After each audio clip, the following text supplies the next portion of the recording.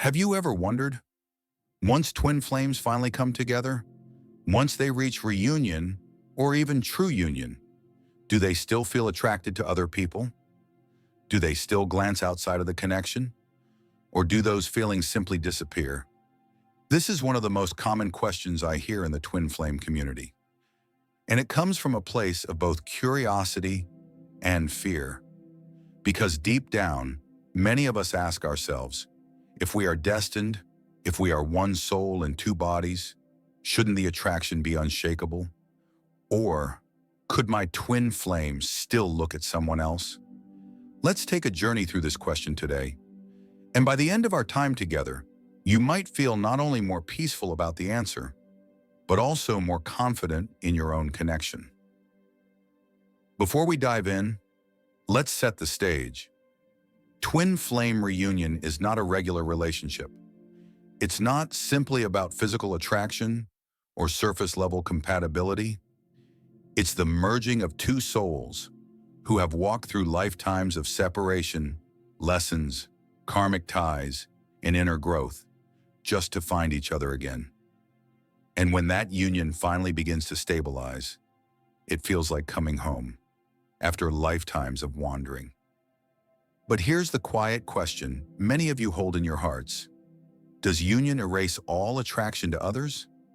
Or is it more that the union creates such peace that outside attraction no longer matters? And if we do feel sparks around others, does it mean something is wrong with our twin flame bond? Let's explore this together in 3 deep layers. First, we'll look at the human aspect of attraction and why it's natural. Then we'll explore what happens specifically within twin flame union that changes how attraction works.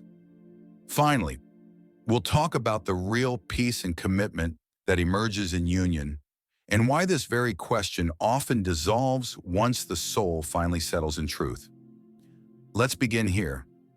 Because we are spiritual beings, yes, but we are also human beings. And being human means living with a body, with senses, with hormones, with instincts. It means sometimes you'll see someone attractive on the street, in a movie, or even in your social circle, and feel a spark of admiration. This doesn't make you unfaithful, and it doesn't mean your twin flame bond is weak. It simply means you're human. Here's the thing, attraction outside of union is often fueled by curiosity, by a desire for validation, or by unresolved wounds that seek comfort in external attention. But once you've done the inner work that brings you into union with your twin flame, something shifts. You begin to see attraction differently. It's not about searching for someone else to complete you, because you already feel complete within yourself and at peace with your twin. But let's be honest for a moment. Even in the highest states of love, we don't stop being human. A pair of eyes might catch yours. A voice might sound appealing. A smile might momentarily make your heart flutter. Does this mean your twin flame isn't enough? Absolutely not. These tiny sparks of attraction are surface level. They don't hold the power to shake your foundation. Now, here's the deeper question. If attraction is natural, then what makes twin flame union different? Why is it that people say, once you are truly in union, you no longer seek or desire others in the same way? This is where the mystery of twin flames becomes clear. Twin flame union is not simply about choosing your partner. It's about being magnetically drawn back to your own soul reflected in another body. It's a bond that dissolves comparison because you feel, perhaps for the first time in your life, that you are already home. When you stand in this space, something miraculous happens. The energy of longing that used to push you outward, to seek attention, to chase new experiences, to be seen by others, dissolves. Why? Because the twin flame journey is not about filling emptiness with someone else's presence. It's about healing until you realize you are already whole. And when two whole beings come into union, Their connection becomes so magnetic, so satisfying, that outside attraction fades into the background, like faint noise.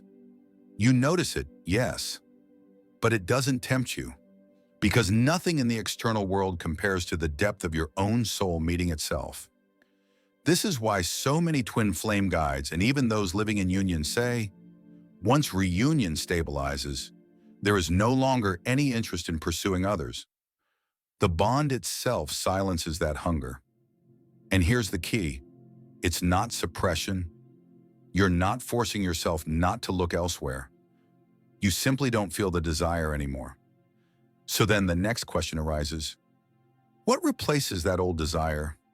If you no longer look outward, where does your energy go? This is perhaps the most beautiful part of the twin flame story. Once in union, the energy that used to scatter outward becomes focused inward, into growth, into expansion, into creating together. Instead of wondering who else might be out there, your mind turns toward, how can we deepen our bond? How can we grow as souls? How can we live more fully together in harmony? This doesn't mean every day is perfect. You and your twin are still human beings. You will still face lessons, challenges, moods, and moments of conflict. But the pull to run elsewhere, the craving for external attention, dissolves.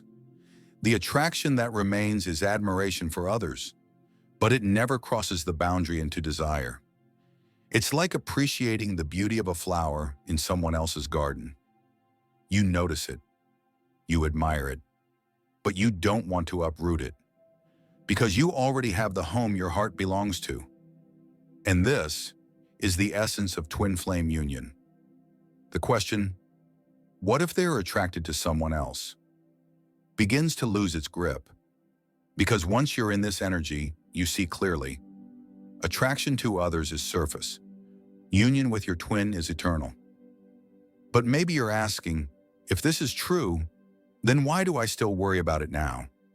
Why does the thought of my twin being attracted to someone else still hurt me so deeply? The answer is simple, but powerful. You're not yet meant to live in tomorrow's peace. You're still in today's lesson. The worry you feel is here to guide you inward, to help you heal the places where you fear abandonment, where you doubt your worth, where you still wonder if love is strong enough to last. And when you heal those fears, you no longer chase reassurance outside. You simply know. And this knowing is what allows union to manifest and then to stabilize. So Renard, do twin flames in reunion experience significant attraction to others? The answer is no. They may notice beauty, yes. They may feel a passing spark, yes. But it holds no weight, no meaning, no threat. Because once you are in union, you no longer search outside. You already carry what you were looking for, and it's right there, mirrored back to you in your twin. So instead of worrying, instead of asking, what if they look at someone else? Ask yourself this, what part of me is still afraid that I am not enough? Heal that place. Love yourself in that place, and you'll notice the fear dissolves. Your twin flame union is not about being perfect or about never noticing others again. It's about no longer needing to. And once that peace settles in, you'll see that this question, the one that once troubled you so much, no longer even matters. If this message touched your heart today, I invite you to take a moment and reflect. Where are you still seeking reassurance outside of yourself? Where can you offer yourself more love, more patience, more compassion? That's where your healing begins. And if you want to go deeper on your twin flame journey, to understand not just union, but all the stages leading to it, make sure to stay connected here, together. We're building a space where your questions are honored, your heart is lifted, and your path becomes clearer with every step. Because remember, you are not alone in this journey. You are guided. You are loved. And everything is unfolding exactly as it should.